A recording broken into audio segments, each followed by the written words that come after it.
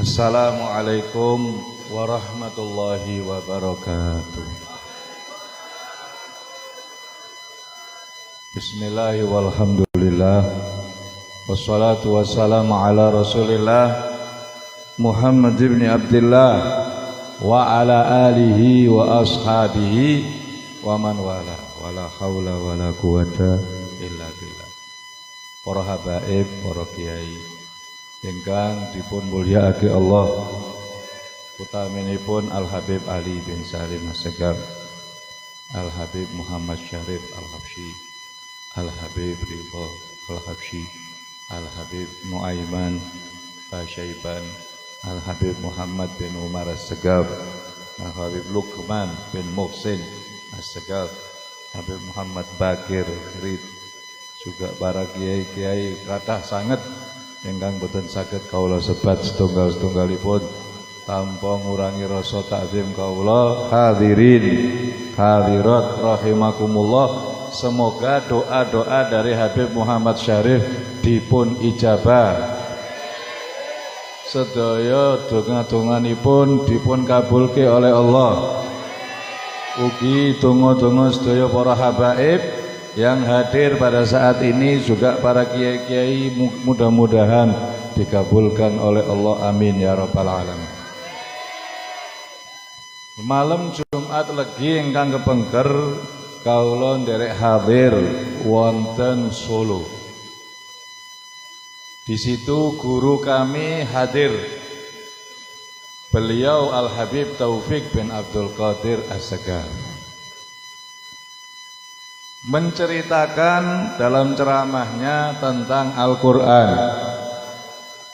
bahwa isi daripada Al-Quran menika kathah-kathahipun adalah cerita. Mboten sedaya, ning sebagian besar isi daripada Al-Quran niku cerita. Iki oleh-oleh kula sampaikke dumateng jamaah grobogan. Mbok menawa kula yakin, mboten mbok menawa, yakin akan dapat barokah dari majelis yang ada di Solo. Inti daripada cerita tersebut, orang baik selalu sukses, orang buruk selalu celaka. Itu mulai dari zaman Nabi Adam sampai akhir zaman. Jadi inti daripada Allah cerita di dalam Al-Quran itu intinya cuma dua. Orang baik selalu sukses, orang yang buruk selalu celaka. Nah terus silakan milih. Hidup ini adalah pilihan, tidak ada paksaan. Silakan Anda pilih mau sukses ataukah celaka. Kalau mau sukses, jadilah orang yang baik. Jadilah orang yang baik. Dan di dalam cerita-cerita dalam Al-Quran, sebanyak apapun yang menghalang-halangi orang-orang baik, tidak akan mampu untuk menghalang-halangi kesuksesannya. Tidak bisa. Walaupun dihalang-halangi, ya tetap sukses terus. Percuma. Seperti ceritanya Nabi Musa dihalang-halangi oleh Fir'aun, ya tetap aja sukses. Orang baik walaupun dimusuhi, dia tetap sukses. Sebaliknya, orang buruk walaupun didukung oleh banyak orang tetap celaka.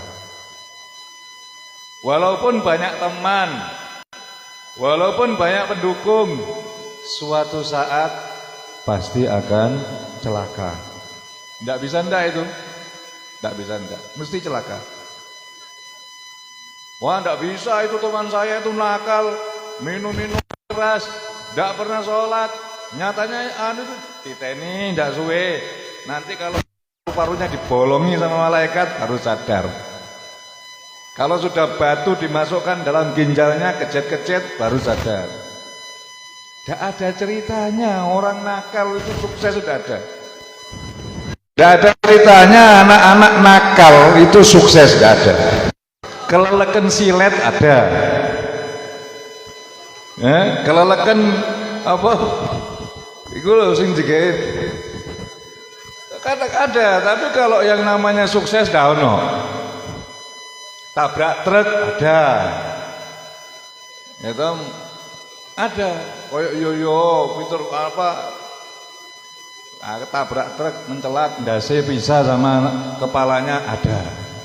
Tapi kalau orang baik, walaupun dimusuhi, dia tetap aja masuk surga. Ndak bakalan bisa kamu kalahkan. Ndak ono sing iso ngalahno. Mula dulu ada cerita orang-orang Islam di zaman Sayyidina Umar. Di zaman Sayyidina Umar bin Khattab. Waktu itu Umar bin Khattab menyiapkan pasukan untuk membebaskan Masjidil Aqsa. Terus orang-orang Yahudi musyawarah. Gimana ini, kita hadapi atau tidak caranya Umar ini? Apa katanya kesepakatan daripada orang-orang Yahudi? Kita lihat tentaranya itu orang baik atau tidak. Kalau tentaranya itu orang baik, jangan dilawan, percuma, kasihkan saja kuncinya. Karena kita tidak akan bisa mengalahkan orang baik. Lah kalau tentaranya orang yang tidak baik, resii, kalah. Karena kita orang Yahudi, orang cerdas. Kita punya senjata lebih hebat daripada senjatanya orang Islam. Kita orang Yahudi punya otak lebih pinter daripada orang Islam. Strategi perang kita miliki. Orang-orang Islam akan habis. Jangan khawatir kalau mereka bukan orang baik. Lah terus cara ngecek dia baik atau tidak bagaimana? Cara ngecek kata orang Yahudi dua. Uang sama wanita. Tebarkan uang di jalan. Setelah dilalui hitungan. Kalau ada yang kurang satu saja uangnya, itu berarti sudah pasukan tidak baik. Habisi mereka pasti akan resik. Karena mereka bukan tentara-tentara yang hebat. Mereka jarang berlatih, mereka tidak ngerti strategi, mereka tidak punya senjata sehebat kita, kata orang-orang Yahudi. Tapi kalau seumpama dilewati ternyata tidak ada yang hilang, wah, onok meneh siji, apa? Wanita.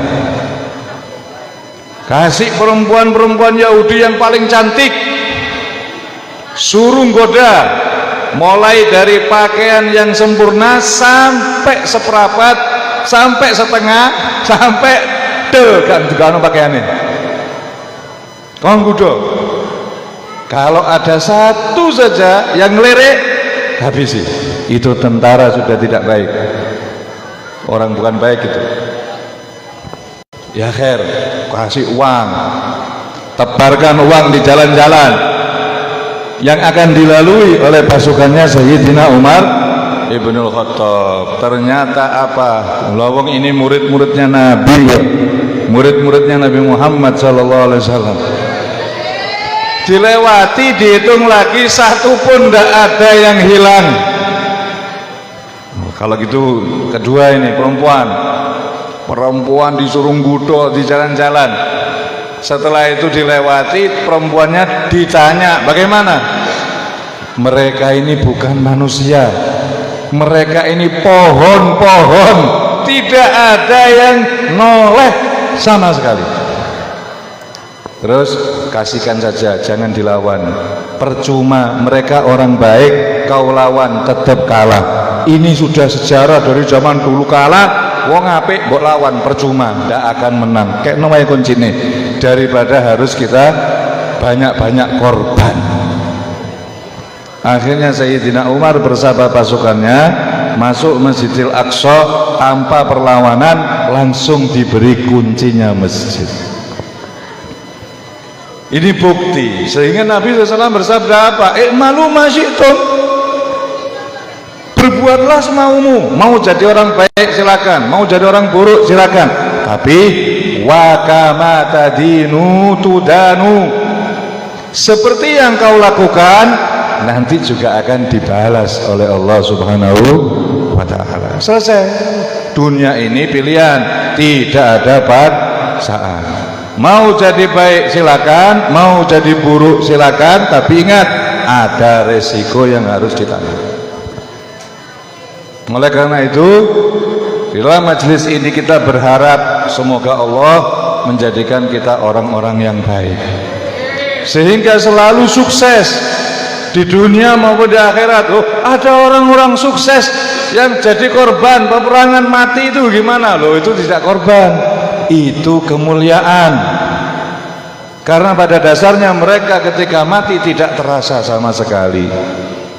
Sebelum peluru itu mengenai badannya, ruhnya sudah diambil oleh Allah, sehingga tidak terasa sakit meninggalnya. Satu. Yang kedua, masuk surga tanpa diproses karena dia syuhada. Dan yang ketiga, dia bisa memberi syafaat kepada orang lain. Sehingga kata Nabi SAW, orang-orang yang sudah meninggal di alam barzah, kalau ditawari, mau enggak kamu balik ke dunia, pasti mengatakan enggak mau. Enggak mau saya. Kenapa? Trauma dengan dibatek ruhe. Orang dicabut ruhnya itu sakit. Enggak mau saya.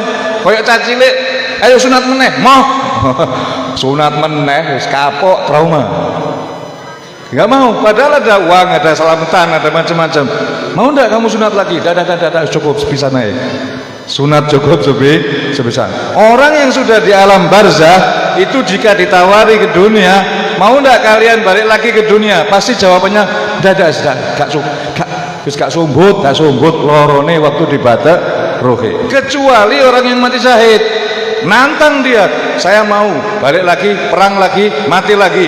Kenapa? Gak kroso, sudah tidak terasa sakit, gua masih dapat kemuliaan, pahala-pahala yang besar di akhirat. Jadi orang baik itu sukses terus, karena elek pokoknya. Orang baik itu tidak ada, jelek itu tidak ada, baik terus, enak terus di dunia, di barzah, di akhirat, enak terus orang baik. Oleh karena itu, mari kita milih jadi orang baik saja. Bagaimana caranya? Wa ma min khuluqin fil bariyati mahmud illa wa huwa mutalaqqan an zainil wujud. Tidak ada akhlak yang baik kecuali akhlak itu mengambil dari Nabi Muhammad sallallahu alaihi wasallam. Tidak ada lagi sudah mau melu kanjeng Nabi sallallahu alaihi wasallam. Ikuti Nabi Muhammad. Kalau kita memang jauh dari Nabi Muhammad SAW, maka ikutilah para ulama, para habaib yang dalam tanda kutip cocok dengan ajarannya Nabi Muhammad SAW, yang memiliki ilmu sanadnya bersambung sampai kepada Nabi Muhammad SAW. Ojo golek guru pinter karepe dhewe, jangan, resiko itu. Itu guruku itu moro-moro alim. Lho gurune sapa? Ndak ngaji deh, moro bing oleh ilmu. Setan itu gurunya. Ndak usah, jangan ngaji sama orang-orang yang seperti itu. Nek kepingin menjadi orang baik, kalau pengen jadi orang baik, ikutilah Nabi. Kalau karena kita sudah jauh dari Nabi, ikutilah para ulama, para habaib yang mengikuti Nabi Muhammad SAW. Jangan sembarangan. Misalnya ini syekh akeh, ngaku syekh banyak, anggur duit jenggot syekh, ini banyak. Tapi kita harus tahu siapa yang jadi guru kita. Setelah itu gondeli sing kuat. Wow, sampun ditulis dalam qasidah tahu. Gondeli sing kuat gurumu, cekeli tenanan, jangan sampai lepas. Kalau kepingin menjadi orang yang baik di dunia, di akhirat, di barzah, dan sampai ke akhirat nanti. Kenapa? Karena kalau kita sudah gondelan kepada mereka dengan baik, kita akan hidup enak. Saestu. Saya itu angger kare guru nih takzimnya hebat, maka dia pasti akan menjadi baik selama-lamanya. Satu contoh di dalam kitab Ta'limul Muta'alim, ada satu orang kiai datang ke desa, di mana di desa itu banyak alumni kiai tadi.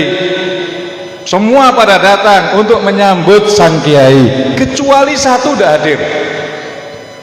Ditanya, mana ini fulan kok tidak hadir? Jawaban teman-temannya, anu kiai lagi sibuk ngurusi ibunya. Coba bayangkan, bukan istrinya loh ya, bukan sibuk ngurusi istri, tapi ngurusi ibunya. Apa kata sang kiai? Dia umur panjang tapi tidak berkah. Dia diberkahi umur panjang tapi tidak dapat berkahnya ilmu. Jadi dia umurnya panjang sampai tua tapi melarat terus. Hidupnya miskin, kalau dia berdakwah selalu gagal. Setiap mendirikan madrasah, madrasahnya buyar. Setiap mendirikan pondok, pondoknya bubar. Setiap ada pengajian, pengajiannya entek resik, gak ono sing ngaji. Habis terus pindah-pindah ke mana-mana sampai tua, tidak pernah berhasil. Kenapa? Karena dia telah berkurang takzimnya kepada gurunya. Sebetulnya kan bisa saja ngomong sama ibunya, Bu, guru saya datang, saya tak kesana sebentar untuk menghormati guru saya. Sampai di tempat gurunya, oh, nun sewu yai, saya tidak bisa lama-lama karena saya mau menghormati ibu saya. Kan bisa, tapi tidak dilakukan. Itu menunjukkan takzimnya dia kepada guru sudah mulai menipis. Kalau sudah takzim kepada guru hilang, jangan harap akan hidup enak. Hidupnya susah. Hidupnya akan susah, dunia akhirat.